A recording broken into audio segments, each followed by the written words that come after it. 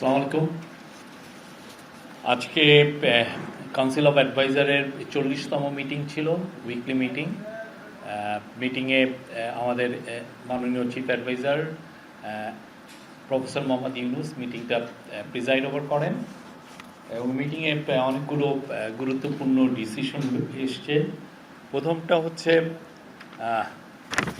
আজকে গুম প্রতিরোধ ও প্রতিকার ও সুরক্ষা অধ্যাদেশ, এটার একটি নীতিগত এটা অনুমোদন পেয়েছে, চূড়ান্ত অনুমোদন এখনো পায়নি। এটা আরও কিছু এটার উপর ডিসকাশন আছে, সেটার ডিসকাশনের পরে এটা আবার ফাইনাল ড্রাফটটা পেশ করা হবে এবং ক্যাবিনেট আবার এটা নিয়ে কথা বলবেন, দেন এটাকে চূড়ান্ত অনুমোদন হবে। আপনারা জানেন 30 তারিখে বাংলাদেশের পুরো বিশ্বেই গুম প্রতিরোধ গুম প্রতিকার নিয়ে সারা বিশ্বে একটা ইন্টারন্যাশনাল ডে পালন করেন। তো আমাদের গভর্নমেন্টের এটা একটা অনেক দিন ধরে আমরা এটা নিয়ে কাজ করছি, এই গভর্নমেন্ট, যে বাংলাদেশে যাতে আর কোনো দিন কোনোভাবে গুম যাতে না হয় এবং গুমকে যারা করবে এবং তাতে কীভাবে প্রতিকার করা যায় এবং প্রতিরোধ করা যায় এবং গুম আক্রান্ত যারা আক্রান্ত হবেন এবং তাদের পরিবারকে কীভাবে সুরক্ষা দেওয়া যায় সে বিষয়ে একটা আইন নিয়ে অনেক দিন ধরে কাজ হচ্ছে। এটার আজকে একটা ড্রাফট এসেছিল, এটা নিয়ে যথেষ্ট অনেক বড় ডিসকাশন হয়েছে। দ্বিতীয় হচ্ছে 3টি স্থলবন্দর বন্ধ ঘোষণা করা হয়েছে। 3টি স্থলবন্দর বন্ধ ঘোষণা এবং একটি স্থলবন্দরের অপারেশন কার্যক্রম স্থগিত রাখার প্রস্তাব অনুমোদিত হয়েছে। এই 3টি স্থলবন্দর হচ্ছে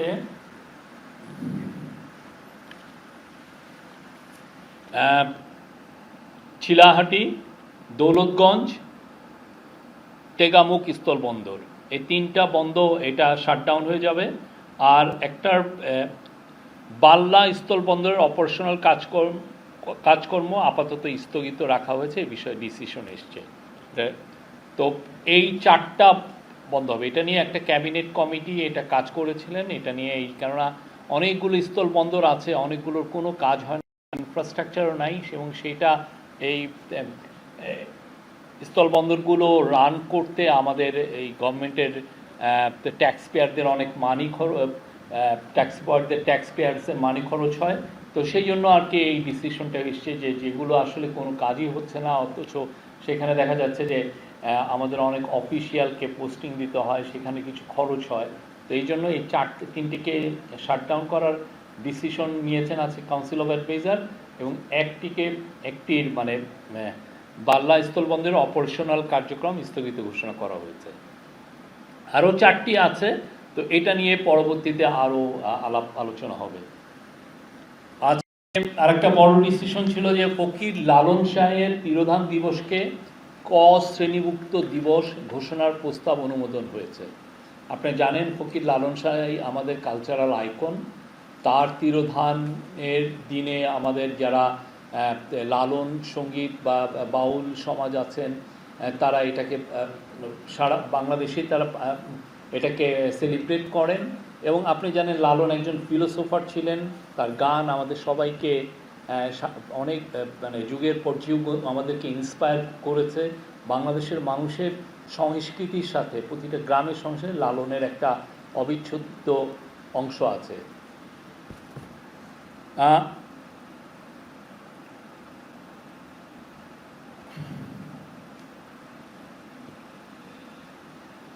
এই লালন তিরোধান দিবস জাতীয়ভাবে ক শ্রেণীভুক্ত দিবস হিসেবে স্বীকৃতি পেলে বিশ্ববিদ্যালয়, গবেষণা প্রতিষ্ঠান ও সাংস্কৃতিক সংগঠনসমূহে লালন চর্চা ও গবেষণা আরও বৃদ্ধি পাবে বলে সংস্কৃতি ও বিষয়ক মন্ত্রণালয় বিশ্বাস করে। এটা আজকের যে ক্যাবিনেটে এটা উত্থাপন হয়েছে।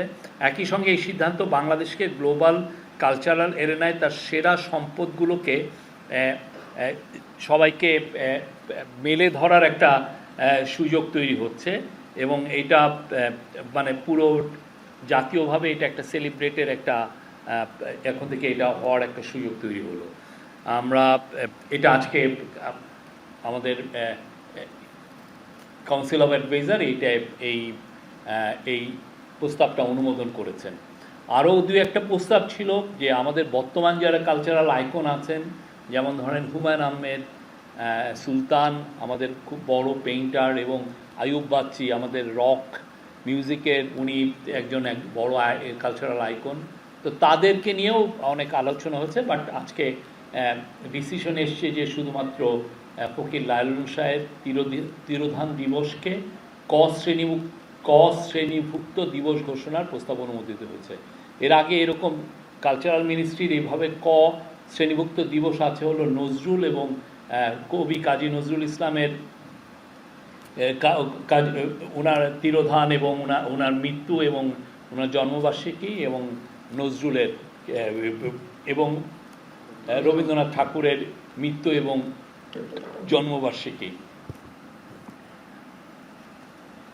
এই ছিল। আর আরেকটা হচ্ছে যে আমাদের আজকে একটা রেগুলার গত 27 থেকে 29 জুলাই 2025 মেয়াদে ইথিওপিয়ার রাজধানী আদিস আবাবায় অনুষ্ঠিত UNFSS+4 সামিটে মাননীয় খাদ্য উপদেষ্টার নেতৃত্বে বাংলাদেশ প্রতিনিধিরা অংশগ্রহণ করেছিলেন। সেই সংক্রান্ত একটা প্রতিবেদন আজকে ক্যাবিনেটে প্রেজেন্ট করা হয়। এই ছিল আজকে ক্যাবিনেটের মিটিংয়ে। এছাড়া একটু দুই একটা ডিসিশন ক্যাবিনেটে যেগুলো আলাপ হয়েছে, যেমন প্রকৌশল বিশ্ববিদ্যালয়ের ছাত্রদের যে ডিমান্ড, সেটা নিয়ে আজকে 3টার সময় আজকে মিটিং হচ্ছে অ্যাডভাইজার ফজল কবির খানের নেতৃত্বে। এটাও আজকে ক্যাবিনেটে জানানো হয়। Thank you. আর আমাদের deputy press secretary Azad Majumdar, উনি আজকে আরেকটা মিটিংয়ে ছিলেন, সেই বিষয়ে উনিও অবহিত করবেন।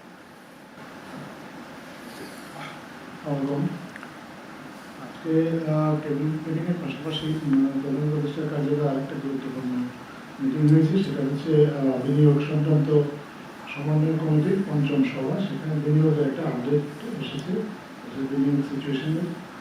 ওখানে বিডার পক্ষ থেকে জানানো হয়েছে জানুয়ারি থেকে জুন পর্যন্ত সারা দেশে বিভিন্ন সেক্টরে সরকারি সংস্থাগুলোর কাছে বিনিয়োগ প্রস্তাব এসেছে $1.25 বিলিয়ন।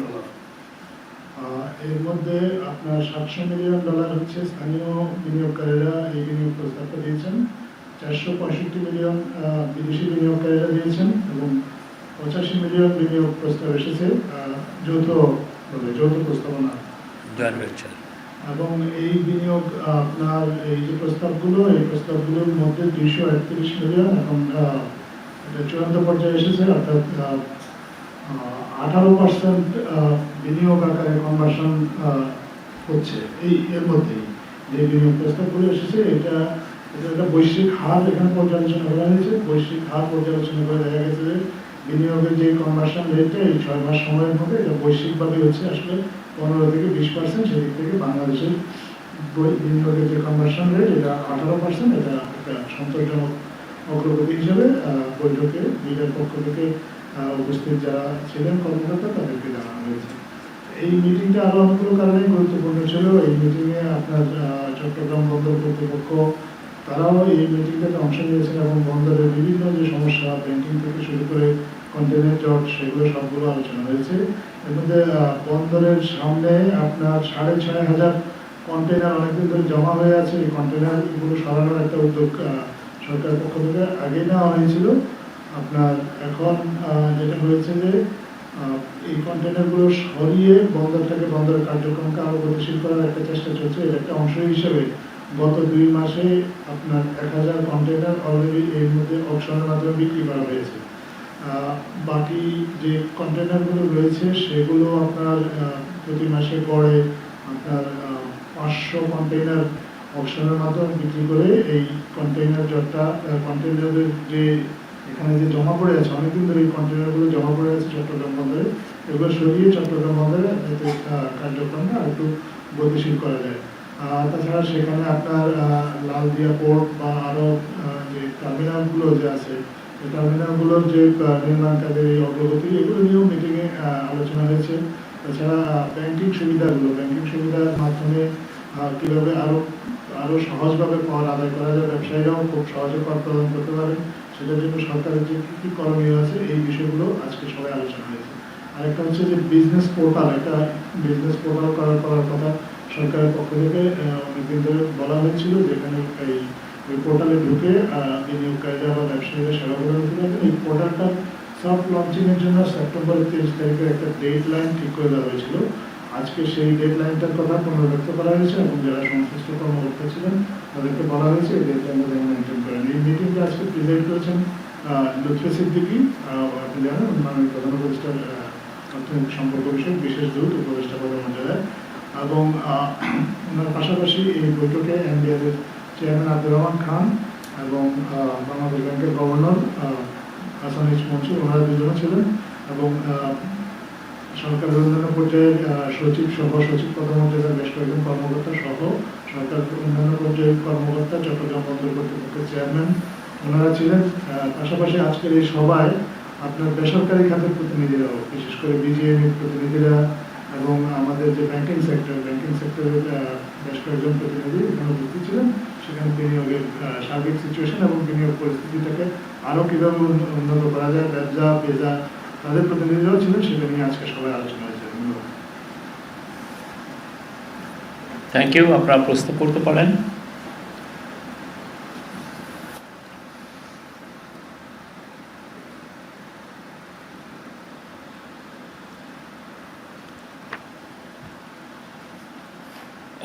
আমি গুম সংক্রান্ত বিষয়ে একটু বলছি। সেটা হচ্ছে যে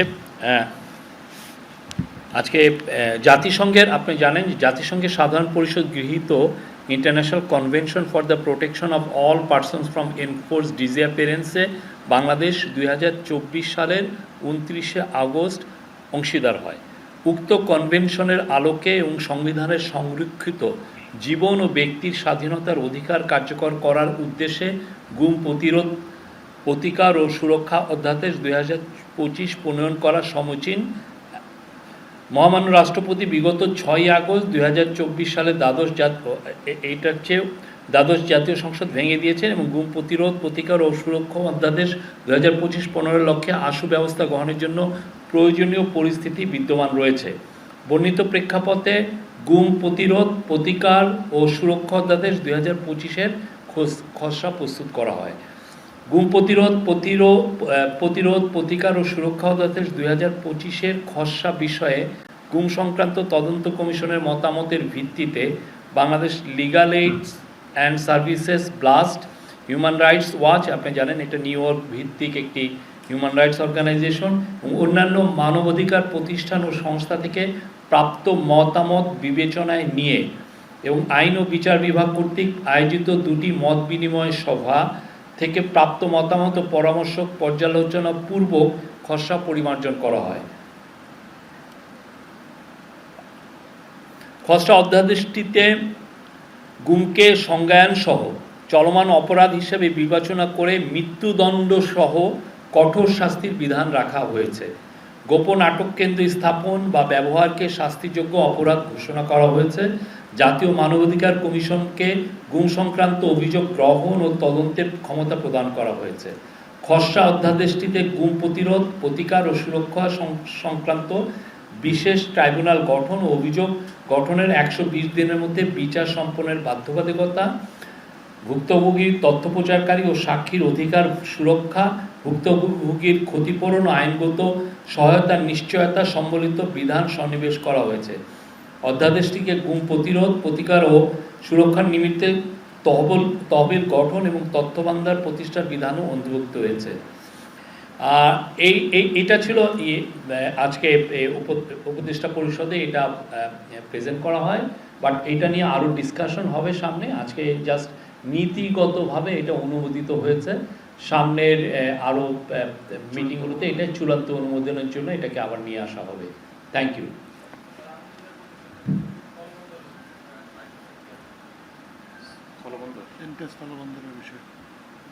আপনি একটু বলে দিন। আপনি বলেন না, ওটা আমি বুঝতে এটা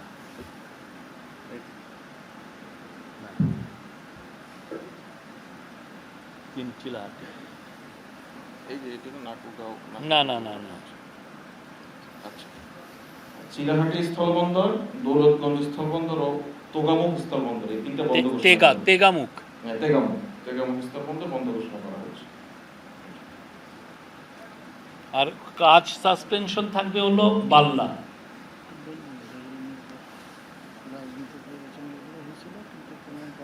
আর এটা আপনি জানেন যে আগে যেটা হয় যে আমাদের যারা বর্ডার এরিয়াতে যারা রাজনীতিবিদ আছেন স্থানীয়, তারা অনেক সময় তাদের রাজনৈতিক বিবেচনায় এই স্থলবন্দরগুলো অনুমোদন নিয়ে এসেছিলেন এবং এই অনুযায়ী কাজও হয়েছিল। কিন্তু সত্যিকার অর্থে ওই পারে সেরকম কোনো ইনফ্রাস্ট্রাকচার তৈরি হয়নি এবং এগুলো দিয়ে সেরকম কোনো মিনিমাম কোনো ট্রেড হয় না।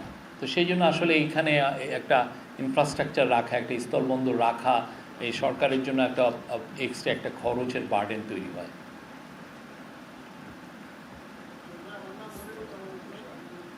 বসে বলেন।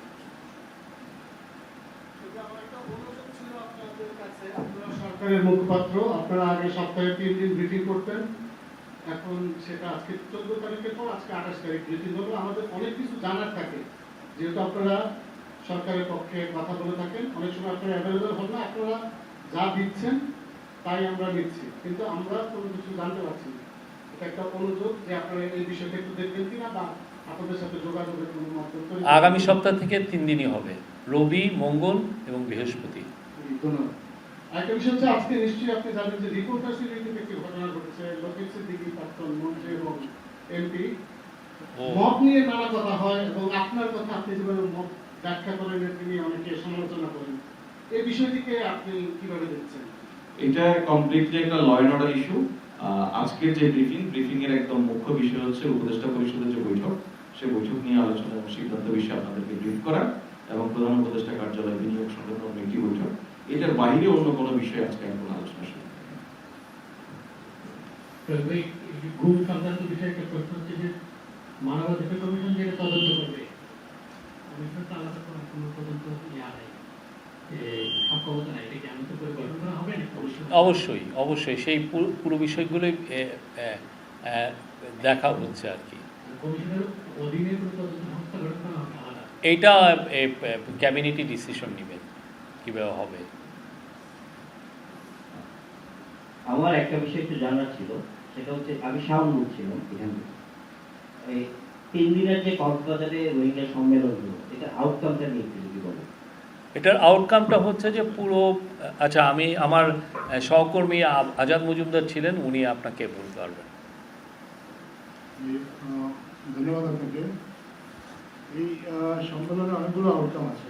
প্রথমবারের মতো আমরা এখানে আন্তর্জাতিক সম্প্রদায়ের কাছে যে রোহিঙ্গাদের যে ভয়েসটা, সেই ভয়েসটা রোহিঙ্গারা সরাসরি কথা বলার সুযোগ পেয়েছেন আন্তর্জাতিক সম্প্রদায়ের সঙ্গে। কারণ আপনি দেখেছেন এর আগে রোহিঙ্গা ইস্যুতে অনেকগুলো বিভিন্ন সময় বিভিন্ন দেশে বিভিন্ন ফোরামে কথা হয়েছে, কিন্তু সেখানে কখনো রোহিঙ্গাদের প্রতিনিধিত্ব সেভাবে ছিল না, থাকলেও একেবারে মিনিমাম লেভেলে ছিল। এটা প্রথমবারের মতো যে সম্মেলনটার যে একটা সেশন হয়েছে, সেখানে রোহিঙ্গারা সরাসরি তাদের কথাটা বলতে পেরেছেন এবং আন্তর্জাতিক সম্প্রদায়ের যারা প্রতিনিধি আছেন তারা আপনার সরাসরি এটা তাদের কাছ থেকে শুনেছেন।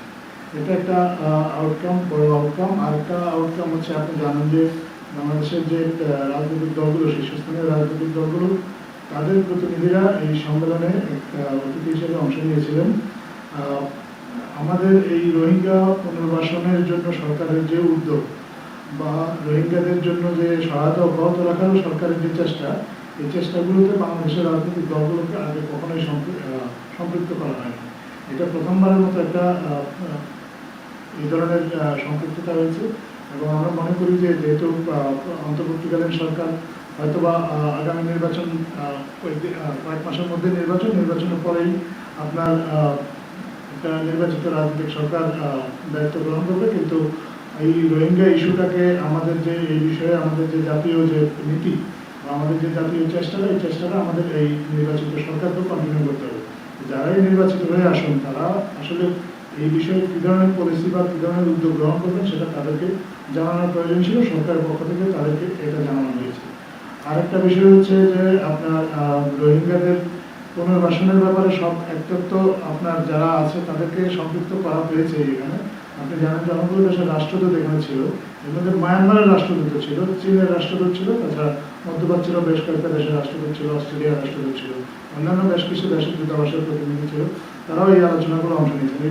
এটা আপনি বলতে পারেন যে সামনে যে রোহিঙ্গা বিষয়ক আরও যে সম্মেলনগুলো হবে, আপনার সেপ্টেম্বরের 30 তারিখ জাতিসংঘের একটা প্ল্যানারি সেশন, বিশেষ সেশন এই ধরনের রোহিঙ্গাদেরকে নিয়ে একটা আয়োজন হওয়ার একটা পরিকল্পনা রয়েছে, যেটা নিউ ইয়র্কে হবে। সেখানে আপনার কি কি বিষয় আলোচনা হবে তার একটা পূর্ব প্রস্তুতিও বলতে পারেন এই সম্মেলনটা। তারপরে সম্মেলনের তৃতীয় দিনে আপনার বিভিন্ন দেশের এবং সংস্থার প্রতিনিধিরা আপনার সরেজমিনে রোহিঙ্গা ক্যাম্প পরিদর্শন করেছেন। সেখানে তারা সরেজমিনে দেখেছেন আসলে রোহিঙ্গাদের যে খাদ্য সাহায্য সেটা আসলে কমে যাচ্ছে। এটা যদি কমে যায়, সেটা যে মানবিক বিপর্যয়ের যে আশঙ্কাটা করা হচ্ছে সেটা যদি হয়, তারপরে এটা কি হতে পারে বা সাহায্যটা যে বাড়ানো প্রয়োজন, এই বিষয়গুলো তারা দেখেছেন। আমরা আমাদের বাংলাদেশের অন্তর্বর্তীকালীন সরকারের পক্ষ থেকে বরাবর এই ইস্যুটাকে খুব গুরুত্বের সাথে দেখা হচ্ছে এবং এই আন্তর্জাতিক নতুন গ্লোবাল ক্রাইসিস তৈরি হয়েছে। যে ক্রাইসিসগুলোর কারণে অনেক সময় আন্তর্জাতিক সম্প্রদায়ের দৃষ্টি এই প্রলঙ্গেড রোহিঙ্গা ক্রাইসিস যেটা বা প্রট্রাক্টেড এই ক্রাইসিসটা থেকে অনেক সময় সরে যাওয়ার একটা আশঙ্কা থাকে। আন্তর্জাতিক সম্প্রদায়ের দৃষ্টি যেন এই ক্রাইসিসটা থেকে সরে না যায়, এটা যেন একটা ফরগটেড ক্রাইসিস না হয়ে যায়, সেই জন্য এই ধরনের একটা সম্মেলনে প্রথমবার মতো আয়োজন করা হয়েছে বাংলাদেশে এবং সেখানে স্টেক হোল্ডাররা ছিলেন, তারা আলোচনায় অংশ নিয়েছেন। আমরা মনে করি যে এটা থেকে ভবিষ্যতে হয়তো আরো একটা ইতিবাচক ফলাফল আমরা দেখতে পাবো। আজকে ক্যাবিনেটে আরও একটা রুটিন একটা বিষয় আলোচনা হয়েছে, আমি ভুলে গিয়েছিলাম বলতে। সেটা হচ্ছে যে আপনারা জানেন যে ইন্টারিম গভর্নমেন্ট সংস্কার যে প্রস্তাবগুলো এসছে 11টা সংস্কার কমিশনের থেকে, তার মধ্যে একটা তো কনস্টিটিউশনাল রিফর্ম কমিশন, তাদের প্রস্তাবনা নিয়ে আসলে ন্যাশনাল কনসেনসাস বিল্ডিং কমিশন কাজ করছে। তো তার বাইরে যে 10টা সংস্কার কমিশনের 367টা সংস্কার প্রস্তাব নিয়ে ক্যাবিনেট প্রতিনিয়ত আপডেট ক্যাবিনেটে প্রতি সপ্তাহে দেওয়া হচ্ছে। এই আজকে জানানো হয় যে 365টা যে সংস্কারের যে কাজ, এই কাজগুলোর মধ্যে ভাগ করা হয়েছে যে 167টা হচ্ছে রুটিন কাজ, আর বাকিটা হচ্ছে 200টি হচ্ছে রিফর্ম। তো 167টা রুটিন কাজ এবং রিফর্ম কিভাবে কাজ ইমপ্লিমেন্ট হচ্ছে সেগুলো নিয়ে আজকে আবার বিস্তারিত প্রথমেই ক্যাবিনেট মিটিংয়ের প্রথমেই এ বিষয়ে আলোচনা হয়েছে এবং মিটিংয়ে বলা হয় যে মোট 48টা প্রস্তাব রিফর্ম এর যে প্রপোজাল, রুটিন এবং রিফর্মের রুটিন কাজ এবং রিফর্মের মোট 48টা প্রপোজাল বাস্তবায়িত হয়েছে। Thank you.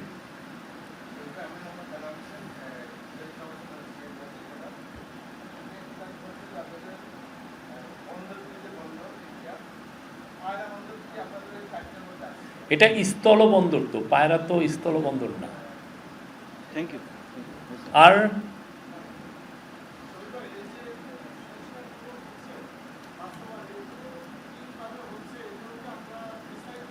এটা আমরা তো কিছু কিছু তো জানাচ্ছি, ইনশাল্লাহ আগামী সপ্তাহে আপনার যতগুলো বাস্তবায়ন হয়েছে একটা বড় একটা আপনাদেরকে আমরা পাঠাবো। প্রত্যেকটা প্রস্তাব আপনারা দেখবেন যে কিভাবে কি বাস্তবায়ন হয়েছে। এটা আমরা অলরেডি এটা নিয়ে কাজ হচ্ছে, আমরা আপনাদেরকে জানাতে পারবো। আপনি প্লিজ আমাকে মিটিংয়ের আগে অ্যালার্ট করে রেখেন। Thank you.